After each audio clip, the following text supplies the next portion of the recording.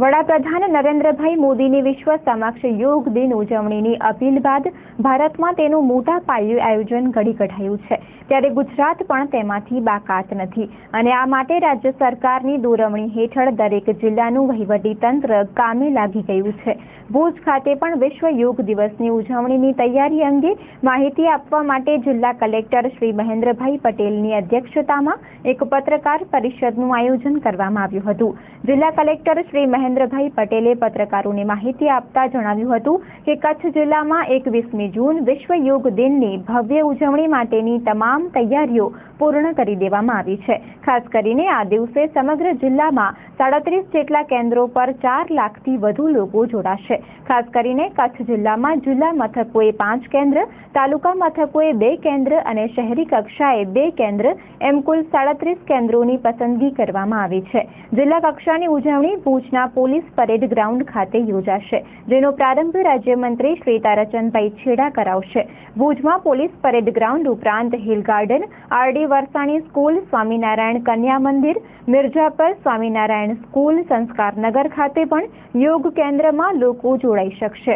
આ દિવસે સવારે 6:30 વાગ્યાથી યોગ દિનની ઉજવણી શરૂ કરવામાં આવશે, જેમાં તમામ મહાનુભાવોના આગમન બાદ તેમનું અભિવાદન કરવામાં આવશે અને ત્યારબાદ એનસીસીના 10 જેટલા બાળકો દ્વારા ભારતનું માનચિત્ર રજૂ કરવામાં આવશે।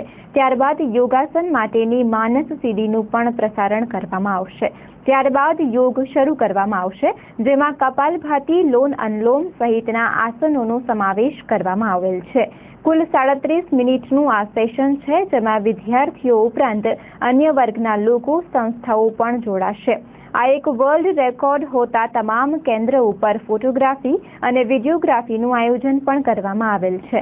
ખાસ કરીને યોગ દિવસની ઉજવણીના ભાગરૂપે તમામ શાળાઓમાં વ્યાયામ શિક્ષકોને આ માટે તાલીમ આપવામાં આવી હતી અને તેનું રિહર્સલ જે તે કેન્દ્ર ખાતે ચાલુ કરી દેવામાં આવેલ છે।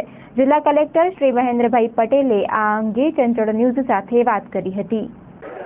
21મી જૂને વિશ્વ યોગ દિવસ છે। એ દિવસે કચ્છ જિલ્લો પણ ઉત્સાહભેર એમાં જોડાય એવું આયોજન કરવામાં આવ્યું છે।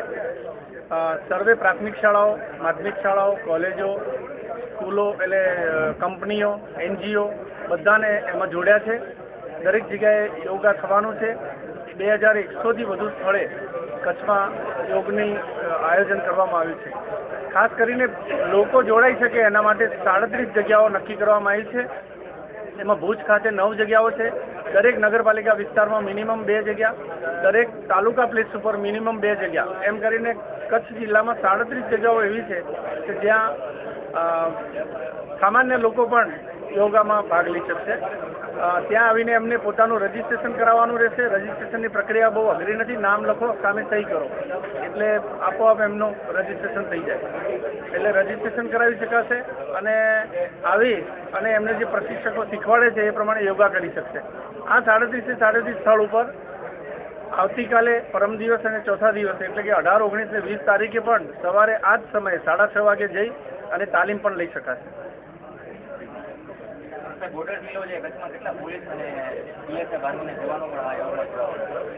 કચ્છ જિલ્લામાં પોલીસના તમામ જવાનો સાથે સાથે મિલિટરીના 5000 જવાનો એક સાથે મિલિટરી સ્ટેશનમાં એ દિવસે યોગા કરવાના છે। એ જ રીતે BSFના જવાનો પણ આ યોગામાં ભાગ લેનાર છે।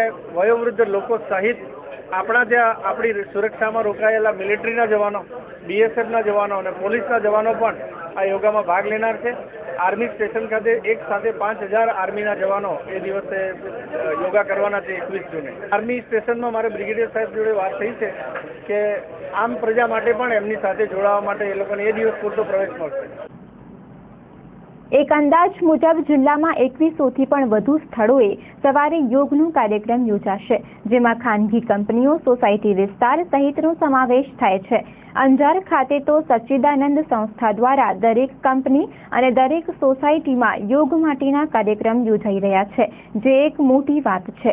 જિલ્લા કલેક્ટરના જણાવ્યા મુજબ વિદ્યાર્થીઓની દિનચર્યામાં યોગ આવે તે માટેના આ પ્રયાસો છે અને શાળા પ્રવેશોત્સવ દરમિયાનની તેમની દરેક મુલાકાતમાં કાર્યક્રમમાં તેમણે સવારના સેશનમાં વિદ્યાર્થીઓને યોગ કરતા જોયા છે, જે એક સારી બાબત છે. હાલે તો વહીવટી તંત્ર આ આયોજનને સુપેરે પાર પાડવા માટે તૈયારીમાં લાગી ગયું છે. આજની પત્રકાર પરિષદમાં જિલ્લા કલેક્ટર શ્રી મહેન્દ્ર પટેલ ઉપરાંત અધિક કલેક્ટર શ્રી ડી.બી. શાહ, જિલ્લા વિકાસ અધિકારી સી.જે. પટેલ, ડીએસપી ડી.એન. પટેલ સહિતના અધિકારીઓ ઉપસ્થિત રહ્યા હતા.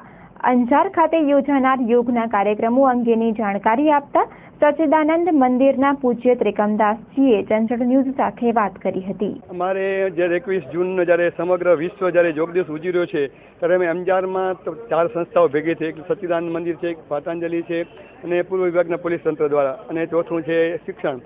એના દ્વારા જબરજસ્ત એક આયોજન કરવામાં આવ્યું છે. કેમ કે યોગ છે પ્રથમ પહેલાં આપણે માત્ર ભારત પૂરતું હતું, પણ જ્યારે આજે સમગ્ર વિશ્વ એને જ્યારે એક્સેપ્ટ કર્યો છે, એટલે સ્વીકાર્યું છે, એટલે અમે અંજારમાં લગભગ ઓછામાં ઓછા 10 થી 15,000 લોકોની સાથે રાખી અને 3 દિવસનો કાર્યક્રમ જોયો છે. એટલે કે 18, 19, 20 અને 21. 18 તારીખે અમારે જે બધી સ્કૂલોના છે એને રાખશું. 19 તારીખના જે પોલીસ સેતુ છે એના દ્વારા, અને છેલ્લે 21 તારીખના ઓછામાં ઓછા 20 થી 21,000 લોકો દ્વારા અંજારમાં ડાઉનલોડમાં, અને સમગ્ર ખર્ચ છે આ 4 સંસ્થાઓ ભેગી થઈ અને ભજવો છે. એમાં એનજીઓ સચ્ચિદાનંદ મંદિર છે, પાતંજલિ યોગ શિબિર છે, પોલીસ સેતુ છે, અને આ બધા શાળાના પંડિત દીનદયાળુ એના દ્વારા ઉજવવામાં આવશે. અને ખાસ કરી એના માટે જ્યારે યોગ પૂરું થશે ત્યારે પણ અલ્પાહારની પણ વ્યવસ્થા છે, અને એ પણ પાતંજલિ દ્વારા ઉત્તમ પ્રકારનું અલ્પાહાર આપવામાં આવશે. જ્યાં સુધી પાતંજલિની વાત છે ઓછામાં ઓછા 200 જોડાશે, અને સચ્ચિદાનંદ સંપ્રદાય જ્યાં વાત છે ઓછામાં ઓછા 1000 થી 2000 લોકો અરસ પરસના બધા જે ગામડાઓ રહેલા છે ગામડામાંથી આવી અને પ્રચાર પ્રસારણ અને સેવામાં લાગી જશે.